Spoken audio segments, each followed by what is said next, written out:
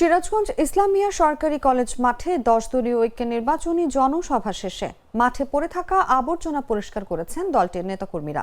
শনিবার বিকেলে অনুষ্ঠিত এই জনসভায় প্রধান অতিথি হিসেবে উপস্থিত ছিলেন জামায়াত ইসলামীর আমির শফিকুর রহমান।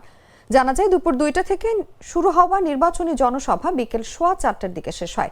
এরপর সিরাজগঞ্জ পৌর জামায়াতের আমির আব্দুল লতিফের নেতৃত্বে মাঠে পরিষ্কার ও পরিচ্ছন্নতা অভিযান চালানো হয়। এতে দলীয় নেতাকর্মী ছাড়াও সাধারণ মানুষ অংশ নেন। জনসভায় অংশ নেওয়া কলেজ পড়ুয়া হৃদয় শেখ জাগো নিউজকে বলেন, কলেজ মাঠে জামায়াত ইসলামীর জনসভায় প্রায় শেষ থেকে 1.5 থেকে 2 লাখ মানুষ অংশ নিয়েছিল। সভাটি দুপুর থেকে শুরু হলেও সকাল থেকেই লোক সমাগম শুরু হয়, কিন্তু সভা শেষে মাঠ কিছুটা অপরিচ্ছন্ন হয়ে যায়। এসব কারণে দলের নির্দেশনায় আমরা মাঠ পরিষ্কার করেছি।